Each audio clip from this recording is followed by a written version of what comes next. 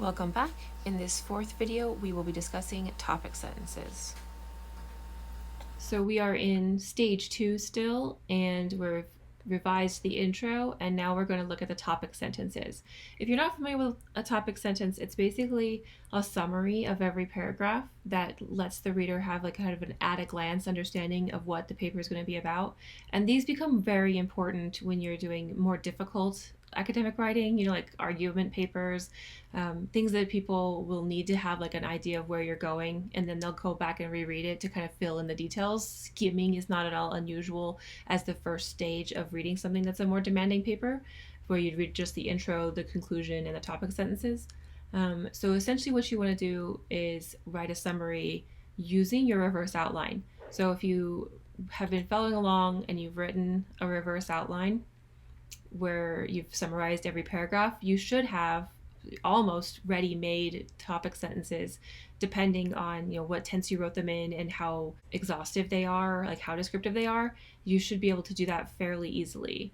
So I'm just going to go ahead and go through and take all of my topic sentences directly from the comments and just stick them at the beginning of this paragraph, and then we'll see where that takes us. So I've gone through and I've used my summaries from the first step, my reverse outline, to create the topic sentences for each paragraph. And they are going to be real clunky when you do that. You're going to have to take a quick look at, again, your nice in bold thesis statement and or, topic announcement or whatever, and then look at all the little points you're trying to make. And you're basically just trying to show, by looking at each paragraph, how the paragraph is related to and supports the thesis. So we have here, the first part of this is clearly out of place. I'm going to stick it up here. And then this can be used as a transitional sentence. I'm going to move it down here. And it could also be at the beginning of the next paragraph. I'll evaluate that when I get there. So the problem with this first topic sentence now, because the first thing I'm talking about, we have the blue, the owner was cheap. This paragraph definitely is about the owner being cheap and one of the consequences.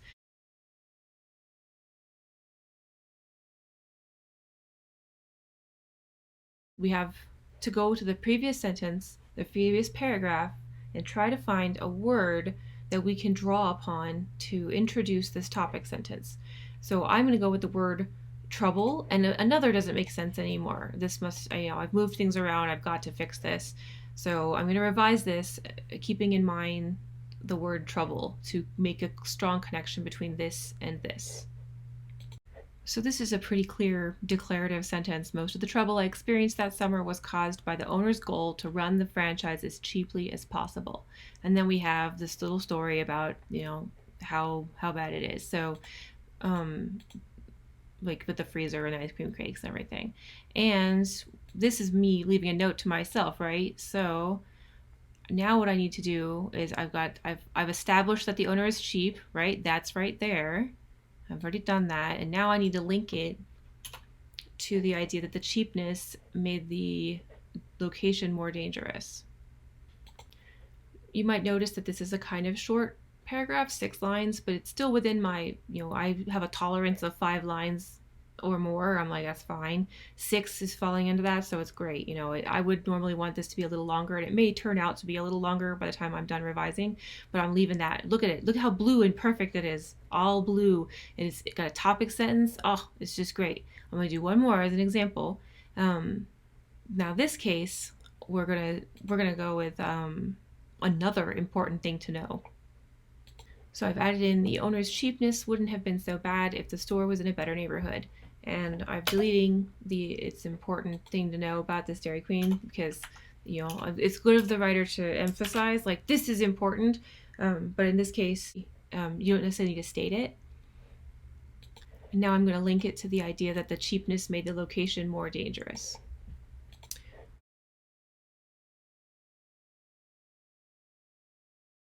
Okay, so I've done some heavy-handed editing and storytelling here. Because, I'm sure if the person who wrote this was telling the story, they would have details that they would think to include, but, they're not here. So I'm making up names, I'm making up people. It's what I'm doing.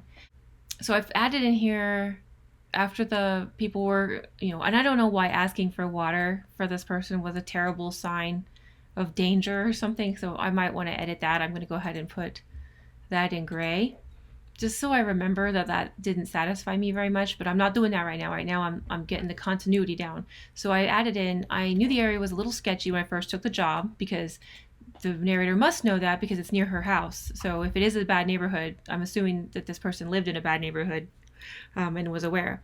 But she was reassured by the presence of the security cameras because them being disconnected was such a big deal, which is why I've taken this liberty, and because the owner, Mrs. Garner, seemed caring and grandmotherly. She explained that she only hired women around my age, and rather than seeing that as another warning sign, I took it as a sign that it was a safe place to work. And I've expanded this line down here. It was just the security cameras were disconnected, but I've added, I didn't realize that teenage girls working alone after dark made the store an easy target, and I didn't realize that the security cameras were disconnected. So by adding these details in, the story has suddenly become a lot more complicated, and it's definitely demonstrating the writer's reflection. Like, it's a memoir. They're looking back on mistakes made in the past, and they are thinking about things in a different way with the quality of retrospect, which is the point of this genre. In other genres, what you would be doing here is explaining, for example, if you have like a quote or outside information that you're discussing, you would be explaining why that is important, and that's exactly what this is doing, the same function, just a different genre. So in this section, I'm including topic sentence for this paragraph we've expanded. Remember, this was that paragraph where we took it first out of the introduction. That was what the purple had been up in the introduction, which introduced like the co-workers that the narrator got to know. And then I added in these storytelling elements to explain and justify that the narrator was established as a good listener. And here, this is already kind of a topic sentence. She's working with girls around her own age, and just to kind of tie it in with the previous paragraph, I've included as Mrs. Gardner had promised, and that just creates that continuity. Another thing I wanted to point out is up here in this previous paragraph, I included this warning sign to tie us back to the warning sign in the introduction. So this is the kind of conscious choice that I'm trying to get you to be aware of, where you can create more continuity by being really aware of the kinds of keywords that you're probably going to employ in your introduction. And that's why we're doing this next stage after the introduction has already been written. So down here in orange, this is the end of that Miss Garner introductory paragraph. And again, there's this like transition of explaining the sort of friendship that emerged between the narrator and the main manager, Annie. And then we have down here that Annie is the one who lets her know that the security cameras are basically just props. And so that basically just ties us in. The end of every paragraph at this point is pink, and that helps us keep on target with this idea that there were warning signs, right? All kind of related to these security cameras not being actually set up, which apparently had a huge effect on the writer of this.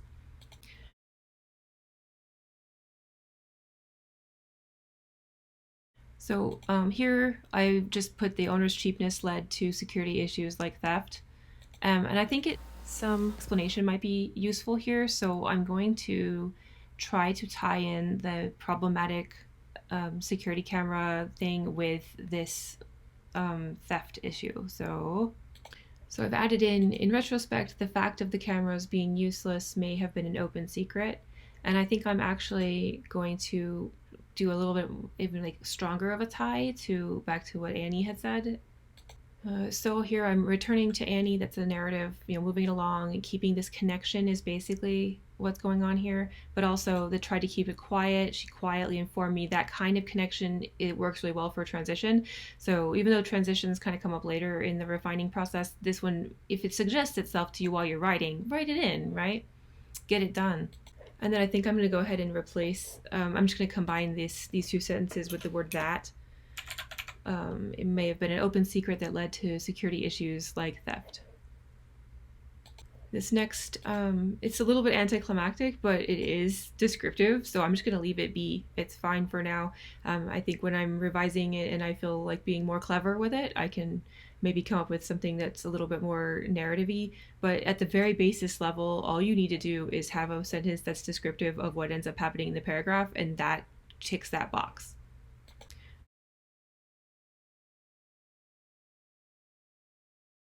This is the summarizing sentence I had was the narrator quit as a result of this scary experience, and she didn't reflect on it much at the time.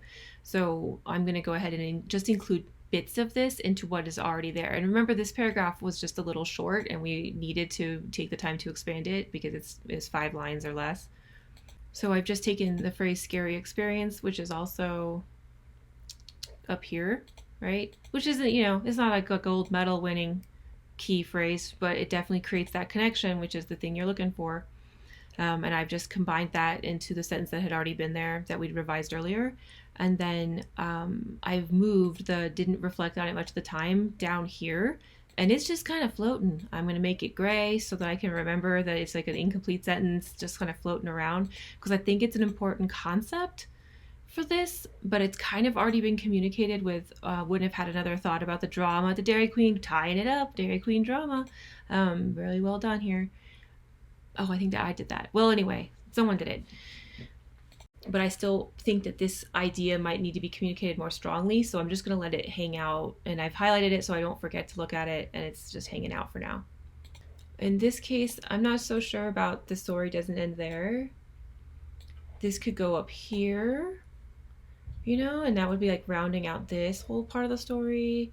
This might be a little bit too on the nose for this kind of a story, but if this were, because it's a genre specific thing, it's a storytelling, it's a narrative, but the dangerous location led to experience. It's just a little too on the nose for this kind of genre, but it's still doing its job as far as like letting us know what's going to come in the paragraph. So if you're using this tutorial to kind of help you with your academic writing that's not, a memoir or whatever, know that a sentence that's just checking the box is fine.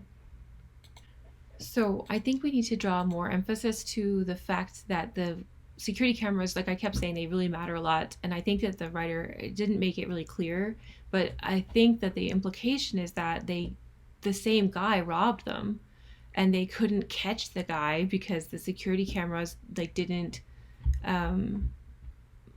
or maybe they could catch him but they didn't get to prosecute him or something because he was just casing the joint or something. I don't really know, but I think that we need to draw more attention to the idea of why these security cameras seem so important to the narrator.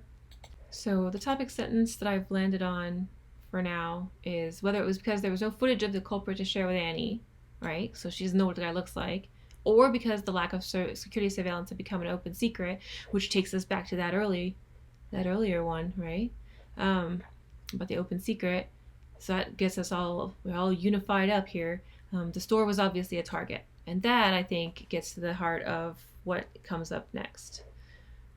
So then we have this little this little paragraph, and it's just such a little wee thing, and also it doesn't support it doesn't quite support the narrator's assertion that they're a good listener, because who doesn't realize that they would be upset, right? This is one of those places where while you're revising for just to make sure that everything's in the right place, that you've got your topic sentences, you can also sort of look at your content and go, wait a second, what do you mean you didn't realize it at the time?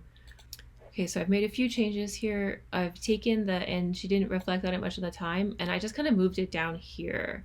And I know it's changing the meaning, but I think it works better down there. And I've also included sort of the excuse of being young, because sometimes, people they just react more. She was busy at school, who knows, right? But because she was so young, I'm just going to let that be the excuse of why she didn't reflect on it at the time. And I often tell students not to use the word obviously, but this is one of those places where it's good to use the word obviously.